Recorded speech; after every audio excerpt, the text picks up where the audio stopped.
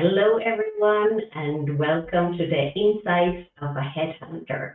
Today, we have a special guest with us, and we will be talking about storytelling in job interviews. So, I will bring on Craig Allan from Scotland. Hi, Craig. Hi, everyone. Hi, Thank Tina. you so much for joining me today.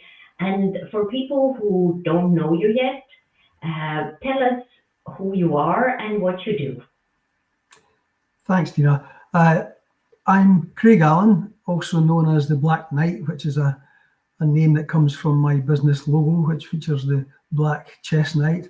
And I am an experienced business coach that specialises in accountability coaching, working with entrepreneurs and solopreneurs and small business owners anywhere in the world. And I talk about getting them to escape their limiting beliefs. So there I am.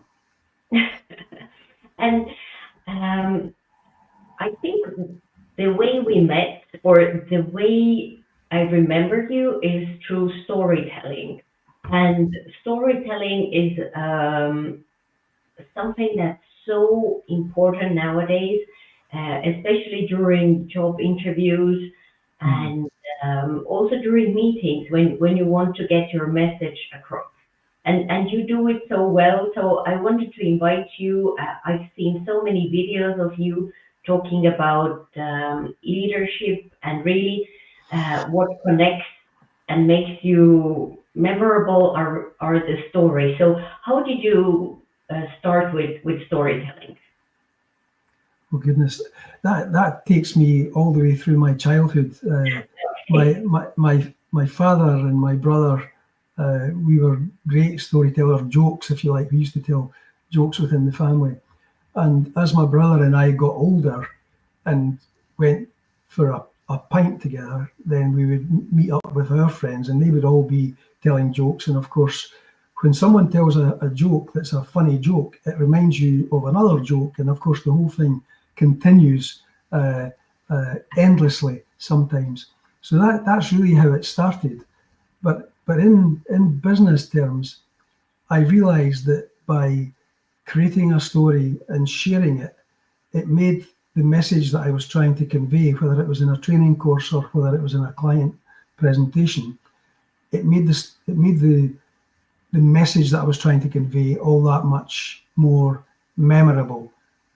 And as a result, people were less likely to forget my presentation than a competitor's presentation. And it's really just stemmed from there and tends to have grown arms and legs a bit actually since then.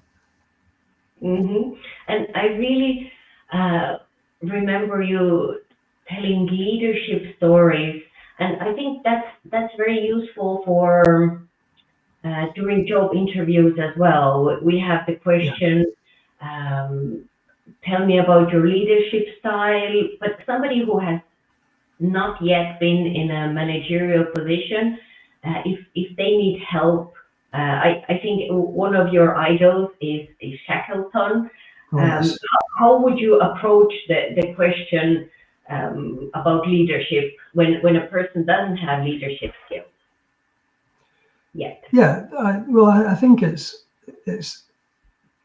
important probably right at the start to put it out there that the term born leader is a fallacy. There is no such thing as a born leader. There never has been, never will be. If you look at all the great leaders in history, they were either trained or they were forced into becoming leaders because of circumstances that they were not in control of. So leadership is not something you're born with. It is always trained or, as I say, forced upon us. And it is important to tell stories in job interviews. And I can remember one of the worst questions I ever got asked was, tell me about a time you made a mistake. And nobody in an interview wants to talk about how they made a mistake. So I had to deliver a story that got across the fact that I made a mistake, that I held my hands up to it, but then I put measures in place so that the mistake wouldn't happen again, not just for me, but for the company as a whole. And it went down quite well. But the guy remembered me because I had told him that story. And that's why I think storytelling is so important. But when you talk about leadership and what my passion for true leadership is, then it absolutely stems from my love of Sir Ernest Shackleton, who was my boyhood idol when I was at school. And I just adored reading everything about him at the time. And I've read a lot more about him since then. But Shackleton, for those that don't know, was one of the three famous polar explorers, along with Scott of the Antarctic and Roald Amundsen, a Swede who was the first man to actually reach the South Pole. But they were all competing with each other at the time. And what Shackleton did was he then, knowing that he wasn't going to be first to the South Pole, took on a new mission, which was called the Imperial Transantarctic Expedition. And it was to cross the Antarctic continent from coast to coast. And that had never been done. I don't think it's been done yet, actually, or not fully. But he failed. That's the bottom line, is that he took on this expedition and he failed because only a few days into their expedition, their ship, the Endurance, got trapped in floe ice in the Weddell Sea, and they were stuck there for 10 months, and it got to the extent where the ice compacted and crushed the hull of the boat, so they were stranded on the ice.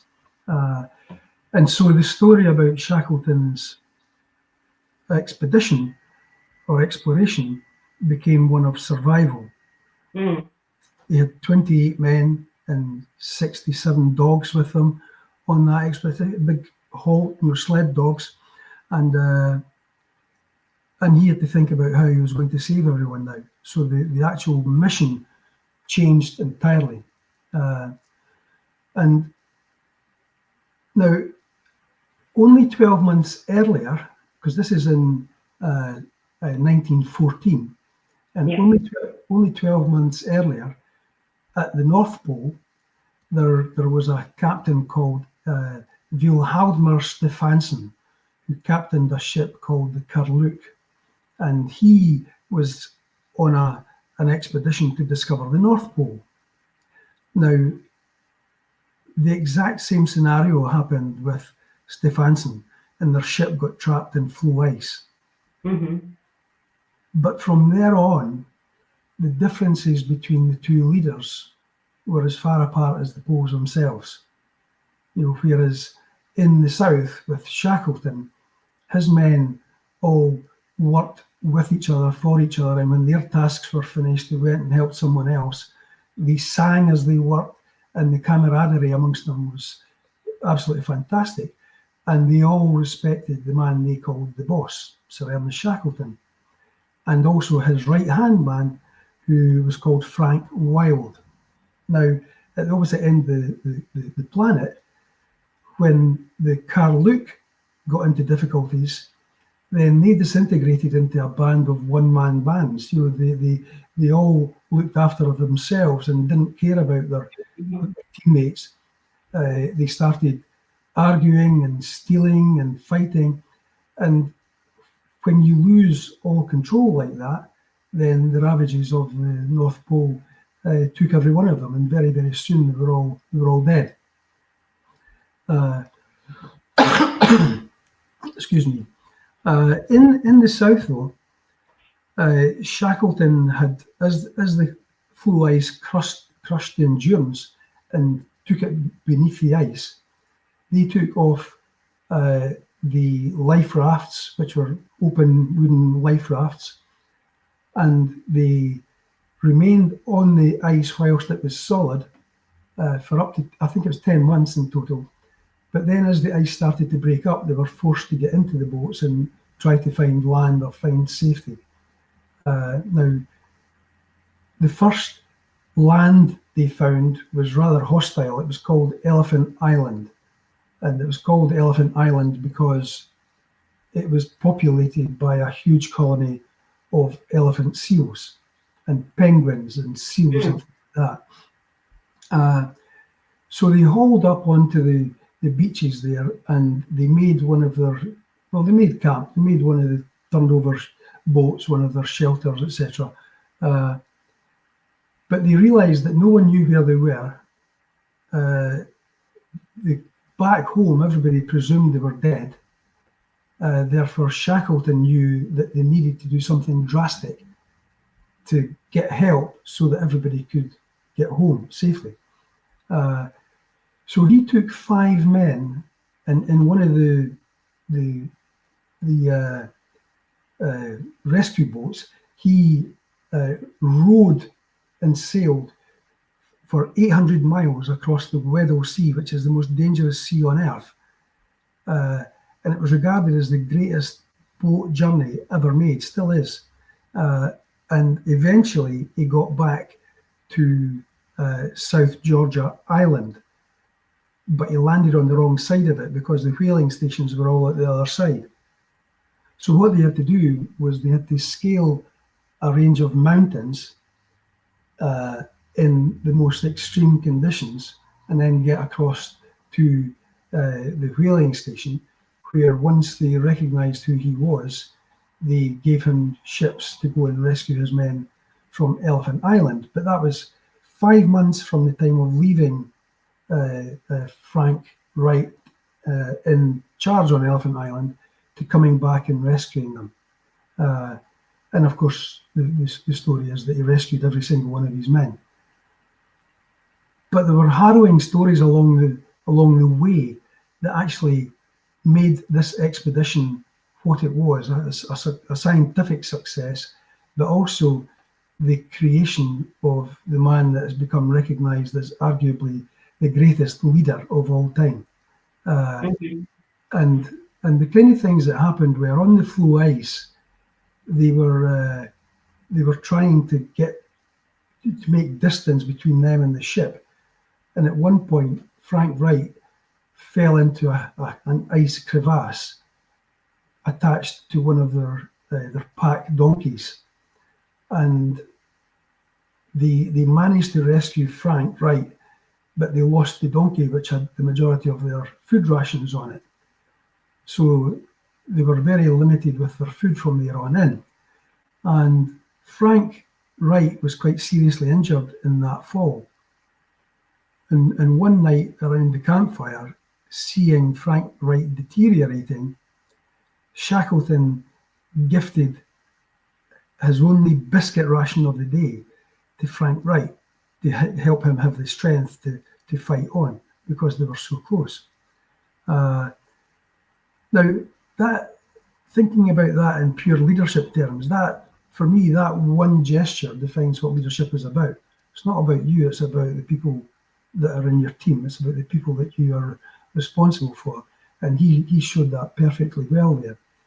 But more importantly, what happened is that other members of the team saw it. Yeah. And it boosted their confidence and it boosted their morale. And so it was a really very strong step for Shackleton to take. I'm sure he didn't think of it in terms like that at the time, but the fact is that the impact of it was dramatic, and it boosted everyone's morale and confidence and whatnot. One of the other things that he had to do, and he always confided in Frank Wright, he would never take a serious decision without first talking to him and running it by him. And he knew that because they were on such low rations, that the dogs, 69 dogs, were eating the majority of it. They were eating more than the men were. And he knew that at some stage that he was going to have to kill and eat some of the dogs. And it was difficult not just because of that, but because of the fact that the dogs had all become bonded with the men in the team as well. So they were like pets, if you like. So they were all So it was a very difficult subject to broach. So what he did was he spoke to Frank Wright about it, and then several months before he knew he'd have to do anything, he simply raised it amongst the men, so that the men knew that this was a decision that he was going to have to take at some point. So the men became aware of it. The men were supportive of it and understood the reasons for it. And so when it had to happen, then there was no fighting, there was no arguing. It was just, we need to do this to survive. So real strong leadership techniques and skills that were displayed throughout that expedition. Yeah, and I think there were so many details that I want to unpack there. You said that a year earlier it was the same situation and it totally failed, meaning losing all members of the crew, and a year later, with help of leadership skills, by building the team and really, let's say, sticking together to survive. That was the key. And also what you said is that when leadership is not about pointing with the hand, straight hand, which direction to go, but really making sacrifices that you can feel on your own skin. That's showing leadership, like having risking your own life for other men, or your own food ration. So this really, it's not about talking, but it's the small actions that show that you care. Because I think what happens in leadership is that often it's a lot of words and the opposite in action. Yes, it is. You may be aware that I'm a great fan of the late, great Bruce Lee, the martial artist. Mm-hmm. But Bruce Lee was also a philosopher, and he had a famous quote that said, "Empty vessels make the loudest noise." And when you apply that to leadership, I guarantee that everyone on this call has seen a loud, barking so-called leader who are just not leaders. So it's quite relevant, I think, in describing what leadership is. But you're right, leadership is first and foremost about caring and empathy, and various other powerful adjectives that describe what it's about. But very few people, in my experience, very few people have actually met real leaders. I don't think real leaders exist in normal day-to-day jobs, for instance. I think they're very rare. And I know that I'm quite a bit older than you, and I've got a lot of experience, and I've worked with a lot of businesses, and I think I could count the number of people that I would consider true leaders on the fingers of one hand. That's how rare the real leaders actually are. Yeah, and I can hear it from stories from candidates from the corporate, that they say that of course their boss has some traits that they don't agree with or find annoying, but that this person is standing up for them and protecting them in the company, so that they are visible and that they are needed and seeing what they do. So if you know that in everyday things, sometimes there are struggles, but if you know that this person has your back when it comes to big decisions, like you said with the dogs, yes, when it matters that this person has leadership skills and courage, I think that's the most important part. I agree. I think you're right. And there's you've heard of the United States Marine Corps, the USMC, when that group of soldiers goes on operation, they always work to a clock face, and the number 12 is forward, and obviously number 6 is at the rear.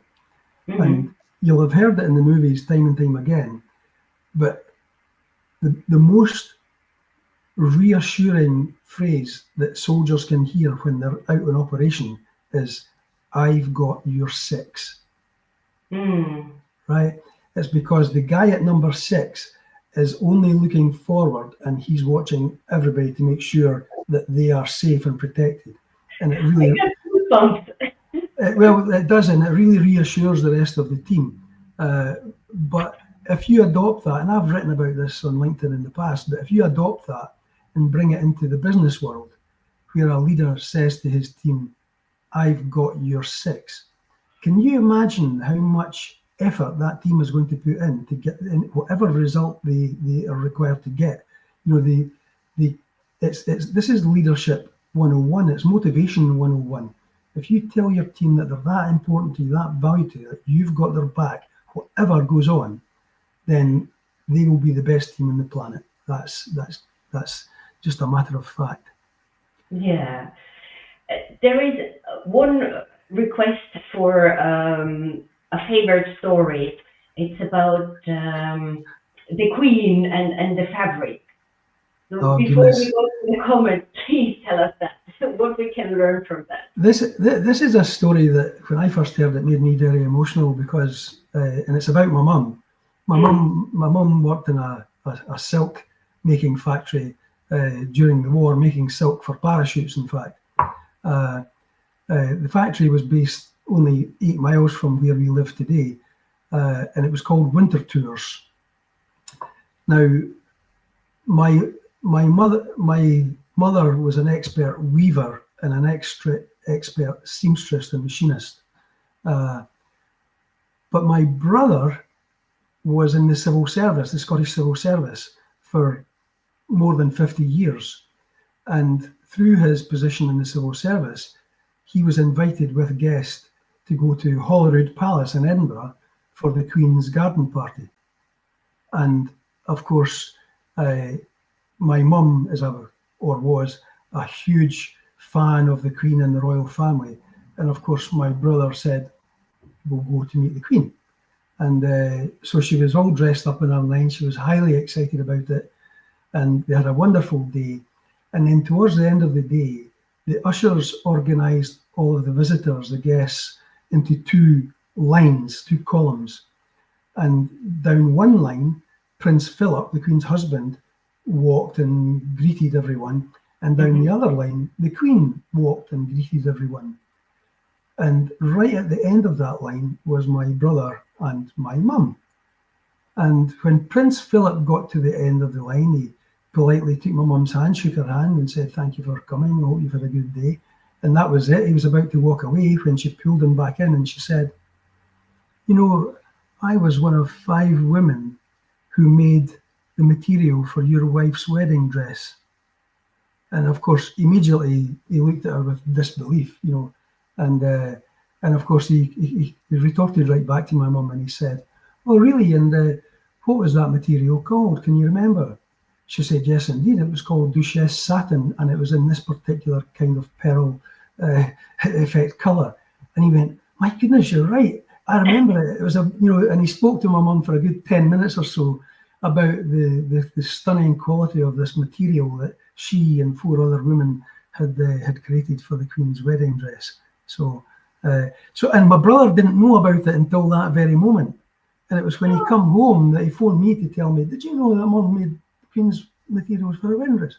No idea. She'd never told anyone about it until she spoke to the Queen's husband, obviously. So it was typical of, my mum, what she used to say, hiding her light under a bushel. She was never boastful or outspoken like that. She was always quite demure and quiet, and so when we heard about that story, we couldn't wait to tell the rest of the family about it. We were so proud. It was great. Yeah, so, I think I will take the comments from the other people and see who joined us here. We have Jane Hi, Hanford Jane. joining us. Hi, Craig and Tina. And then we have LinkedIn user saying hello, Craig, Tina, Jeff, and Jane. I'm very curious who this person is. And we have joining us. I could listen to the stories that Craig tells forever. So glad he's your guest today, Tina. And I'm so glad this is recorded so we can hear it again and again. Look at the great people who are there. This is like kindness convention. Oh, yes. It really is. It really is. Thanks, Jeff. And then Jeff Young, so loved listening to Paul Harvey growing up. However, I wonder if the folks across the pond might not know who he was. Okay. No, we don't. And we have Niraj Kapoor joining us from North Ireland. Great to see you here, Niraj. And you're right. Yes, it is a great book. It's a book on leadership, and Niraj knows everything on leadership books. So he does. And I think if you go to a job interview and telling these stories about Shackleton would really tell about how you see leadership or what you look in a leader. So there's actually on the Shackleton story. There's one bit that I haven't told you, and it's a bit that always gets the goosebumps up on my arm, and it's because Shackleton died in 1922, and as per his wishes, he was buried on the island of South Georgia. Frank Wright had made his will and had said that when he dies, he wants to be buried at the boss's right-hand side. And then it was 1939 before Frank Wright died, some years after the boss. And he was in South Africa at the time, and he died of a complication of things like pneumonia and diabetes. But his ashes were cremated in South Africa, but it was right the week before World War II broke out. And because of that, his ashes were put into storage. Mm-hmm. And they were never found again until the early 2000s. And in 2011, 72 years after his boss had died, his family took his ashes back to South Georgia Island, where he was laid to rest at the right-hand side of the boss. And I think, if you want to put an emphasis on the impact that leadership can have on people and what it means to people, then there's very, very few better examples than that, wanting to be buried next to the greatest leader of all time. I think it's remarkable. So, good old Frank Wright. Oh gosh, this is a different kind of LinkedIn Live. that I cry during job interviews as well when I'm interviewing. It's a good sign, meaning we are connecting emotionally. But it's a new one for LinkedIn Live. And we have Susan Brown joining us. I remember Susan from what is it called? The burrito show. The big live breakfast burrito. Yeah, some people arrive when they feel like it. Hardy is my name today. Thank you for joining us. Great to see you, Susan. Yes, thank you. And Jeff says, Gillian Whitney, I think my brother Craig will get the reference. He's a really smart fellow. Okay. I saw your post, Jeff, but I haven't looked at it yet. So yes, I will have a look. Yes, better late than never. Thank you for joining. Craig says, always lovely to see you. Greetings from Northern Irish Coast, Tina. And like Jeff said, I could listen to you talk about Shackleton all day, Craig. Great story. And I could talk about Shackleton all day, Jeff. No dry eyes in the audience today. It's lovely to be here, Jeff, and the quotes from Bruce Lee, fabulous. It's really amazing to take different sources, not the expected ones, and use them. I so love the story about your mom and the Queen. Thank you, Craig, for telling it. Yeah, now we have it on record. Thanks, Gillian. Very proud. And Jeff has put the link to the Paul Harvey story here in Wikipedia, so everyone can check it out. Nice one, Jeff. Thank you, Jeff. And I don't believe there is anyone with dry eyes. And do you find that some people are natural at interviews and rubbish at the actual job? How do you get around this? I think it's really about connecting authentically. So it takes time in a job interview to get to the point where I start trying or connect with people. It's really, sometimes you have to ask about their passion, about what in the company culture, in the company that they love the most. Then you can see the spark in their eyes, and that story that really connects, and then you see what's behind it and who's the real person. When you lose the mask, or like when you're just talking on autopilot, when you talk about stories that touch your heart, that's how you connect. So, and I think people tend, when they do it authentically, that's how they are at the actual job. And if they are just talking, just words, I can sense it from a mile away, and that will be like that in the workplace as well. But I think that comes from experience. The more you do it, the easier it is to separate those. And the more you see through the bull. Yes, exactly.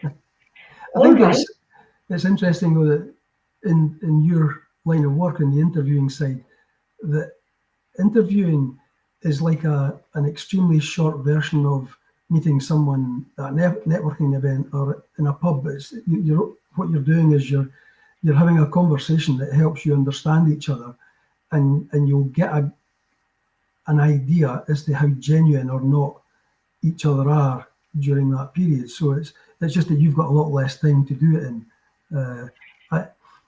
Well, actually, I take the time, so at least 1.5 hours, because it takes time for the person to trust me and to create the connection.